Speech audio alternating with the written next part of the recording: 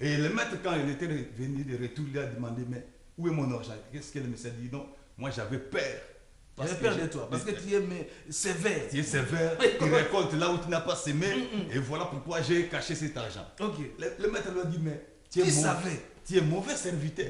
Tu le savais bien que moi je récolte là où je n'ai pas semé.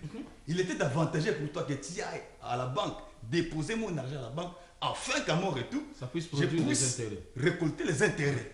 Il fallait mettre l'argent dans la banque et qu'à mon retour, donc les messieurs ou les chefs, les barons visaient que les intérêts. Les intérêts. My God. Et parce qu'il n'avait pas mis l'argent dans la banque, il était arrêté, je crois. Oui, oui. Donc Il était arrêté. l'intérêt de Dieu, c'est formidable. L'intérêt, papa, tout se fait par intérêt. Nous ne sommes pas par hasard sur terre. C'est pas par hasard. Donc voilà pourquoi le verset qu'on avait dit, qu'on ne se conforme pas au siècle présent, mais qu'on se conforme à la parole de Dieu pour que nous soyons transformés par le rendement de l'intelligence. My God, my God. Pour connaître les intérêts de ce grand roi, de celui qui veut que nous soyons sur terre. Je dirais aussi, papa, l'intérêt de Dieu, nous allons le connaître aussi. L'intérêt de Dieu, c'est la volonté de Dieu. Et nous allons connaître l'intérêt de Dieu à travers la parole de Dieu. L'intérêt de Dieu, c'est la volonté de Dieu. Et nous, Et nous connaissons cette volonté qu'au travers la parole parole de Dieu. Et l'apôtre Paul nous dit que nous sommes des épîtres vivante. C'est-à-dire que si nous voulons réellement faire l'intérêt de Dieu, c'est-à-dire que nous devons transférer ce qui est dans la parole de Dieu, dans nos conduites, dans nos comportements, Dans nos actes. dans nos actes, qu'on voit réellement que nous faisons la volonté de Dieu. C'est à travers nos conduites, nos comportements. C'est à ce moment-là que nous sommes des épîtres vivantes. C'est à ce moment même, la parole de Dieu que le frère a dit, que nous allons partout au monde, prêcher la parole de Dieu. C'est à travers nos actes et nos comportements, nous allons aussi changer les gens. Et nous allons aussi changer les comportements des gens. Et nous allons aussi sauver les gens. Écoutez, ancien. Je m'excuse. Vous voulez dire à quelqu'un qu'au travers de nos comportements, nos actes, nos conduites, il y a aussi des intérêts de Dieu. Parce que même n'est pas ouvert la bouche pour prêcher, mais déjà par les actes et les habitudes, les comportements, la conduite, la personne peut aussi être gagnée. Donc là, on trouve aussi l'intérêt de Dieu dans nos conduites, dans nos habitudes, dans nos marches, dans nos vies, dans nos entourages, là où nous sommes. Pardon. Il doit y avoir toujours l'intérêt de Dieu. Que Dieu soit loué. Amen. Je ne sais pas s'il y a quelqu'un qui a quelque chose à dire. Oui, l'intérêt de Dieu, on peut le trouver partout, même à l'église. Il y a beaucoup de gens qui vont à l'église mais qui ne font rien. Nettoyer les toilettes, c'est l'intérêt de Dieu. Alors parce que beaucoup de gens croient, beaucoup de gens croient que pour qu'il y ait l'intérêt de Dieu, on doit être un prédicateur, un pasteur, il faut être un pasteur, un évangéliste. Oh, dans l'intérêt de Dieu, il y a beaucoup de choses à faire. Même nettoyer les toilettes. Ouais. Parce que moi, je me souviens, le premier des services que j'avais commencé à l'église était le nettoyage des toilettes. C'est un service que beaucoup de gens refusent de le faire. Mais la Bible dit l'humilité précède la gloire. Donc j'ai commencé par les toilettes. Merci parce que moi-même je suis témoin. J'ai commencé par à nettoyer les toilettes. Chaque dimanche, j'enlève ma veste et je nettoie les toilettes. Chanter pour Dieu. Chanter pour Dieu. Servir Dieu dans les protocoles. Les protocoles. Donc tout ça sont des intérêts de Dieu.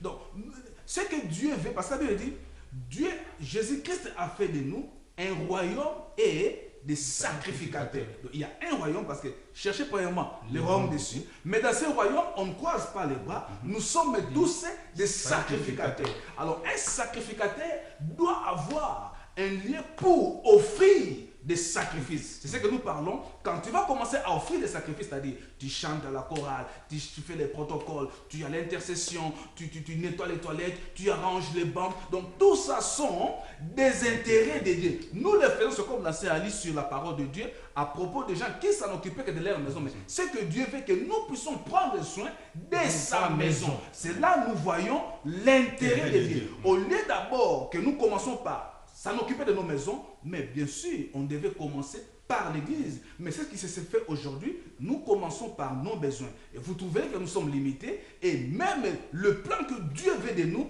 n'arrive pas à s'accomplir parce qu'on ne s'en occupe pas de l'intérêt de Dieu. Ce qui compte, c'est beaucoup plus l'intérêt personnel. Égoïste. Nous qui avons fait la pédagogie, on dit égocentrisme. Merci.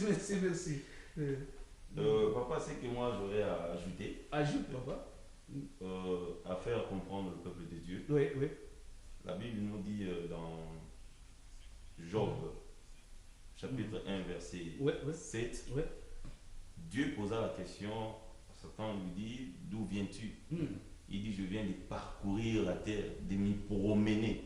Ok. Donc, c'est le diable qui n'a rien à faire. Il se promène, il parcourt la terre. Et non, nous sommes pour une mission, comme j'avais dit au début, c'est pour un but. Amen. Que nous devons savoir, juste pour les intérêts de Dieu.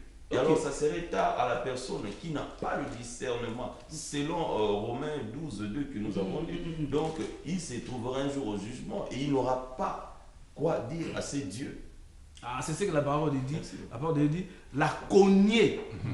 Dans Matthieu 3:10. Matthieu 3:10. Amen. Yes. La cognée C'est sur sur les racines. les racines. Tout arbre qui ne Ne porte produira pas pas de de fruits. fruits et sera coupé coupé et et jeté jeté au au feu. feu. Ah, donc, quand il n'y a pas l'intérêt de Dieu dans ta vie, ne soyez pas étonnés.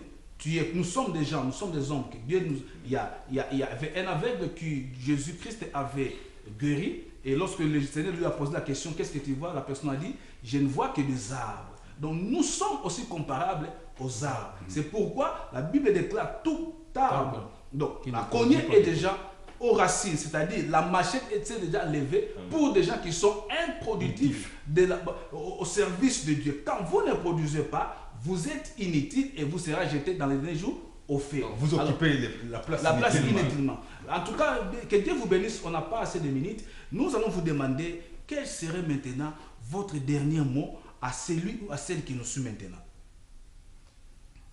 Mon dernier mot, je voudrais dire à celui ou à celle qui me suit présentement que Dieu n'est pas injuste pour oublier le travail et l'amour que vous montrez à son nom et à Amen. son intérêt. Amen. Il va toujours vous récompenser. Ce qui est important, c'est d'abord chercher l'intérêt du Christ. Et quand vous cherchez l'intérêt du Christ, dites-vous que Dieu sera toujours à votre côté. Comme il a dit, avec Dieu, nous ferons des exploits. Merci. C'est à ce moment-là que nous aurons des exploits dans nos vies. Yes. Moi, ce que je veux dire ce soir, comme David a dit, je lève les yeux vers les montagnes, d'où me viendra le secours. Donc, je voulais dire à quelqu'un, il est avantagé pour toi de regarder, c'est-à-dire l'intérêt de Dieu. Et si tu regardes l'intérêt de Dieu, et Dieu viendra à ton secours. Quelles que soient les circonstances, quels que soient les problèmes, comme tu as son intérêt à toi, il viendra à ton secours. Et ce que moi j'aurais à dire, et comme je venais de le dire, que nous ne sommes pas par hasard, nous ne sommes pas ici sur la terre pour se promener, faire tout ce que nous faisons, mais c'est plus pour les intérêts de Dieu. Et pour y ajouter encore, j'aimerais dire ceci, que la vie éternelle, c'est une vie qui se prépare pendant que nous sommes sur terre, pendant que nous nous occupons des intérêts de Dieu. Que Dieu vous bénisse et qu'il nous accorde la grâce pour discerner quels sont réellement ses intérêts dans nos vies. Que Dieu vous bénisse. Merci. Bien-aimés, nous croyons que nous arrivons à l'apogée de ce programme.